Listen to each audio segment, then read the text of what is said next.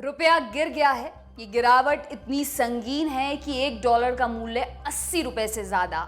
ये दिक्कत तो आप कल के खर्चा पानी में जान ही चुके हैं, लेकिन अब जो जानना है वो ये कि क्या इस गिरावट से वापस आने के कोई आसार हैं, और वापस नहीं आए तो हमें क्या क्या दिक्कतें होंगी।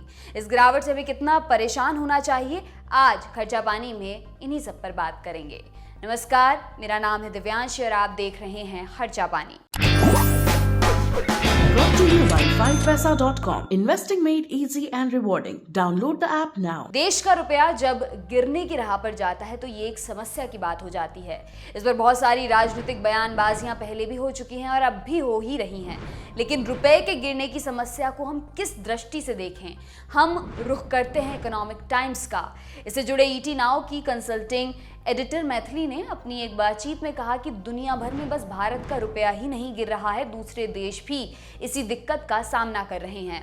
लेकिन भारत में महंगाई अभी बहुत ऊंचे स्तर पर है। ऐसे में डॉलर के मजबूत होने और रुपए के कमजोर होने से हमें इंपोर्ट के मार्केट में और दिक्कत होगी, क्योंकि अभी भी हम तेल समेत कई सारी चीजें इंपोर्ट कर रहे हैं और भारी मात्रा में कर रहे हैं। इन चीजों का मूल्य हमें डॉलर में चुकाना होता है, तो अब डॉलर के मुकाबले ज्यादा रुपए देने होंगे। जानिए कि इसका हम पर क्या प्रभाव पड़ेगा। एक रिश्ता तो यह है कि अगर आपके देश में महंगाई तेजी से बढ़ रही है बाकी दुनिया के मुकाबले में, मतलब कि आपके घरेलू बाजार में रुपए का मूल्य घट रहा है, तो एक प्रवृत्ति होगी कि अंतर्राष्ट्रीय बाजार में भी जो डॉलर के मुकाबले रुपए का मूल्य जो है वो घटेगा, क्योंकि आपके यहाँ चीजें महंगी हो रही हैं।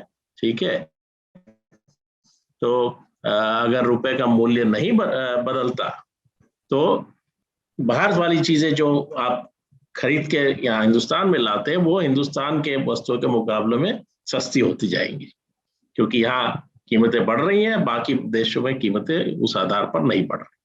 तो अगर आपके यहाँ कीमतें तेजी से बढ़ रही है तो उसके कारण एक प्रवृत्ति होती है रुपए का मूल्य डॉलर के मुकाबले में गिरने का।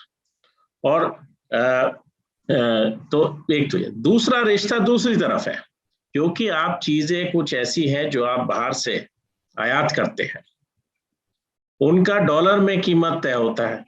मान लीजिए आप तेल का आयात कर रहे हैं, तेल का प्रति बैरल डॉलर में कीमत तय है। अगर रुपए का मूल्य गिरता है तो अंतरराष्ट्रीय बाजार में अगर तेल की कीमत स्थायी है तब भी जो है रुपए में उसकी कीमत बढ़ जाएगी। लेकिन इतनी बड़ी दिक्कत आई कैसे? कल बात तो हुई थी, लेकिन संक्षेप में आपको बताते हैं। विदेशी मुद्रा भंडार में तेजी से हुई गिरावट इसका सबसे प्रमुख कारण है। कोरोना के बाद बहुत सारे निवेशकों ने भारतीय बाजार समेत देश से ही पैसा खींचा है और बाहर के देशों से डॉलर की आमद भी कम हुई। मसलन रूस यूक्रेन युद्ध के चलते अमेरिका ने रूस पर जो प्रतिबंध लगाए, उसके फलस्वरूप रूस से आने वाली विदेशी मुद्रा भारत आना बंद हो गई। रुपए की कीमत डॉलर के बराबर क्या है, रुपए का मूल्य क्या है डॉलर के बराबर, वो उस वक्त इस चीज पर तय होता है कि डॉलर बाजार में कितना उपलब्ध है और उसके लिए मांग कितनी है। ठीक है, उपलब्ध जो है डॉलर वो किस चीज से तय होता है कि आप जो एक्सपोर्ट करते हैं उससे डॉलर में कमाई होती है। ठीक है, लेकिन वो धीरे धीरे आती है, वो एक समय पर आज बहुत सारा आ गया ऐसा नहीं है। वो एक्सपोर्ट जो है लगातार चलता रहता है, उससे जो कमाई होती है वो धीरे धीरे आता है। दूसरा जो तरीका ये है कि आपके देश में अगर लोग डॉलर लेके आ रहे हैं पूंजी निवेश करने के लिए, और उसमें शेयर बाजार में डालने के लिए भी लाते हैं या कोई फैक्ट्री लगाने के लिए भी लाते हैं, अलग अलग तरीके का पूंजी जो है आपके देश में आता है। ठीक है, तो इन दोनों से तय हो रहा है कि आपके पास कितने डॉलर उपलब्ध है, और जो आपका खर्चा हो रहा है, आप आयात जो कर रहे हैं उस पर डॉलर खर्च कर रहे हैं, आपके यहाँ से कोई निवेश बाहर कर रहा है उसके लिए आपको डॉलर की जरूरत है। और तीसरा ये है कि जो पैसा लेके आ रहे हैं, जो डॉलर बाहर से पूंजी आ रही है, आज स्टॉक मार्केट शेयर बाजार में आती है, वो अपना मुनाफा कमा के कल वापस भी जा सकती है। जब जाती है तो वो डॉलर से रुपए से डॉलर में वापस परिवर्तन होने के लिए भी डॉलर के लिए मांग बढ़ता है।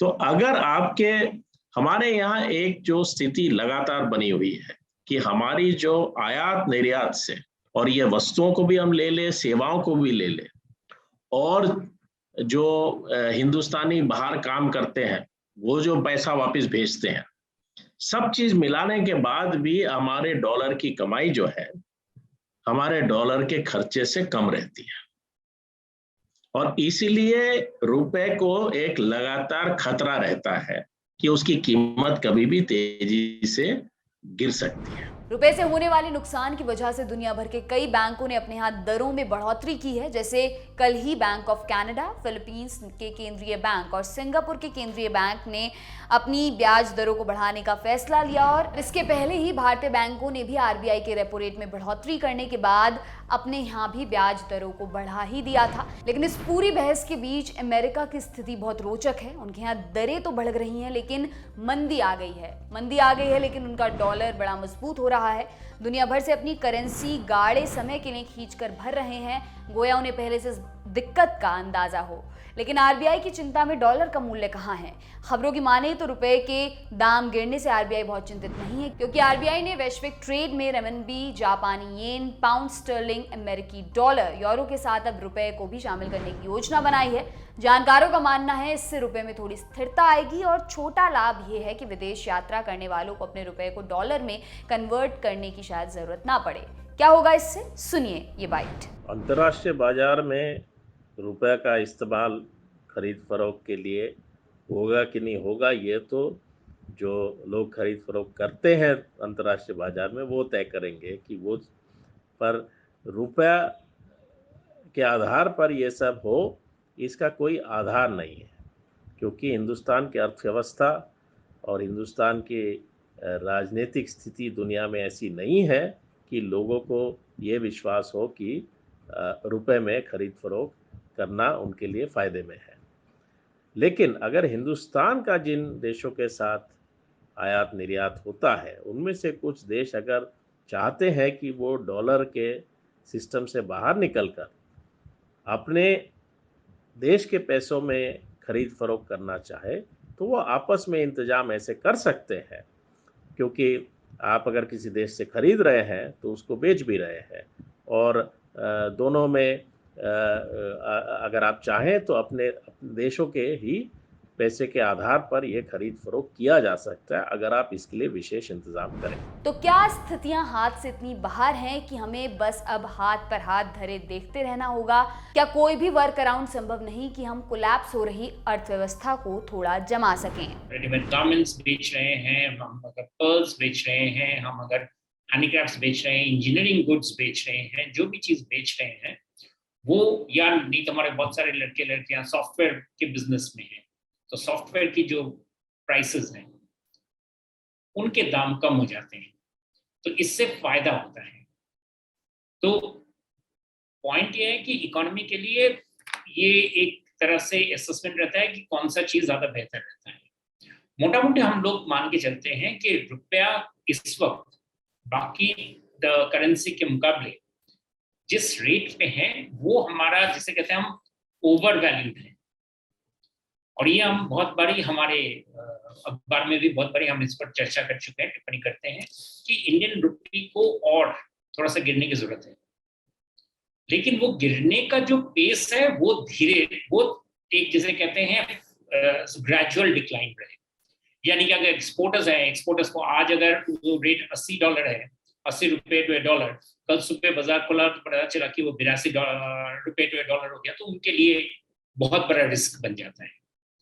तो उस तरह का पेस अगर ना रहे, अगर ग्रेजुअली अगर रुपये का वैल्यू कम होता जाए तो जरूर हम ये मान के चलेंगे कि हमारे लिए वो बेहतर है। क्यों? क्योंकि हमारे एक तुलना लीजिए हमारे पड़ोसी देश चाइना का सबसे बड़ा प्रोडक्शन इकोनॉमी का सबसे बड़ा एक अस्त्र रहा है कि उनका युआन डॉलर के मुकाबले काफी कम रेट में है, और ये वो बरकरार रखे हैं।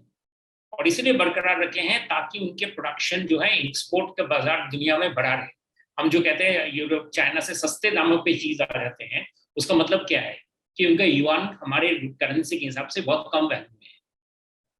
तो हम अगर चाहते हैं कि हमारे निर्यात बढ़े, हमारे देशों से चीज बढ़े, तो निश्चित ही ये जरूरत है कि हमारे रुपया कंपेयर टू दूसरे करेंसीज वैल्यू उनका कम है। तो ये था रुपया पुराण। अब आपसे मुलाकात होगी सोमवार को। अपना ख्याल रखिए, मस्त रहिए और देखते रहिए दी लल्लन टॉप। शुक्रिया।